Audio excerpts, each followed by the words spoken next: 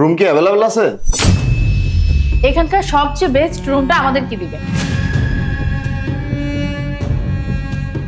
কি ভাই, কি দেখছেন এভাবে? এর আগে কি এত সুন্দর মেয়ে কখনো দেখেন নাই? না না, তেমন কিছু না। অ্যাকচুয়ালি ওনাকে দেখে মনে হয়েছিল যে আমার সাথে হয়তো ওনার আগেও কখনো দেখা হয়েছে। That's it. দেখে থাকতে পারেন, কিন্তু কারো বয়ফ্রেন্ড সাথে থাকলে এভাবে দেখতে নেই। হতে পারে বয়ফ্রেন্ডের রাগও উঠতে পারে। জি স্যার, আই এম সরি। কিন্তু আপনার গার্লফ্রেন্ড কিন্তু কম সুন্দর না। কি? আমি গার্লফ্রেন্ড? না না স্যার, ও আমার গার্লফ্রেন্ড না। আমরা জাস্ট একসাথে কাজ করি। কি, গার্লফ্রেন্ড না? তো দুইজনে সিঙ্গেল হলে তো কোনো প্রবলেম নাই, তাই না?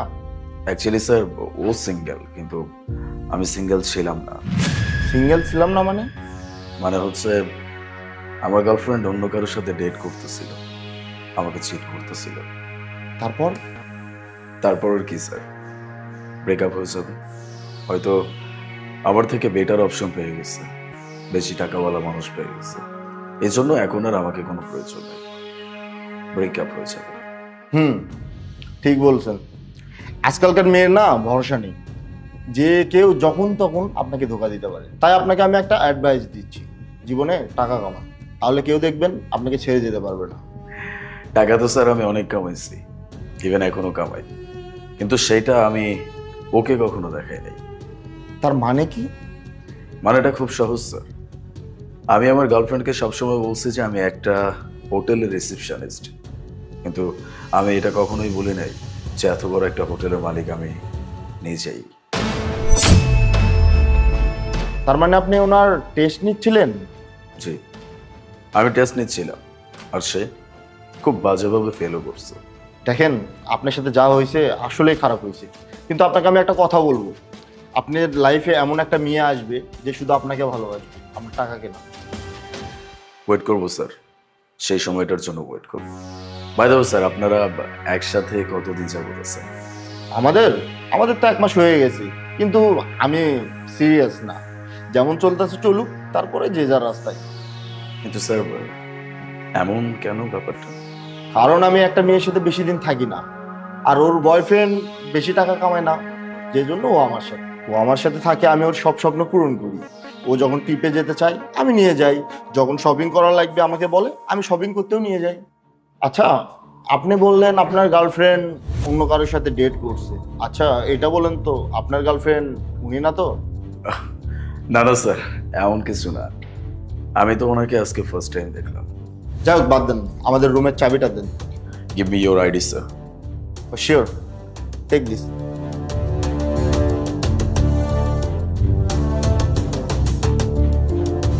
Sir, room number 30।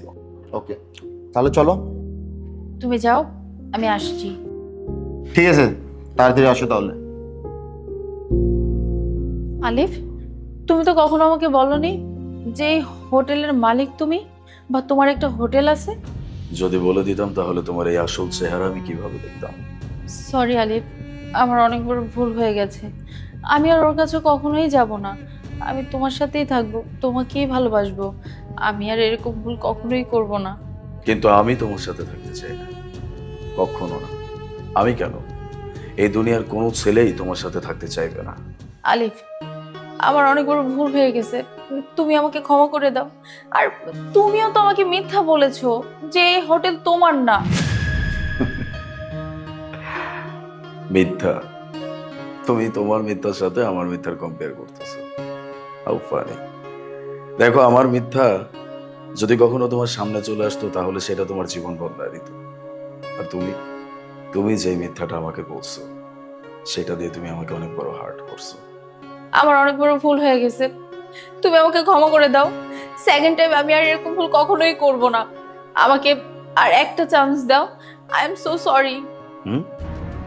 চান্স? কিসের চান্স? আমি না বুঝি না তোমাদের মতো মানুষজন এতটা নির্লজ্জ কিভাবে হয়। তুমি তোমার টাইম পাস করার মতো একটা বয়ফ্রেন্ডের জন্য নিজের পার্মানেন্ট বয়ফ্রেন্ড তাকে হারাই ফেলছো, তাকে তুমি ছেড়ে দিতে রাজি হয়েছো।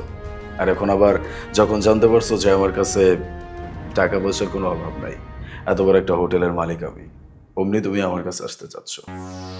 চলে যাও, যখন তুমি ওই মানুষটাকে হারাবা না, তখন বুঝতে পারবা জীবনে তুমি নিজের কত বড় একটা ক্ষতি করে ফেলছো। আরেকটা কথা, এখনো পর্যন্ত আমি তাকে কিচ্ছু বলিনি। যদি এবার সেই ছেলেটা এখান পর্যন্ত এসে যায়, তাহলে কিন্তু আমাকে আর কেউ আটকাইতে পারবে না। সমস্ত সত্যি কথা কিন্তু আমি বলে দিব। যাও যাও আলিফ, so sorry, I am sorry, please. যাও।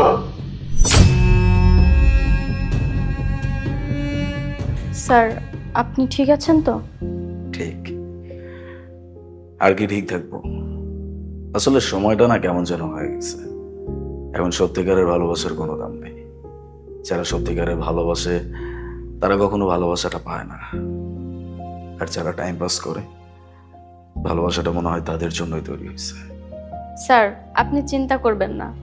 আপনি ওর থেকে ভালো মেয়ে ডিজার্ভ করেন, আর একদিন আপনি তাকে পেয়েও যাবেন। আল্লাহ মালিক।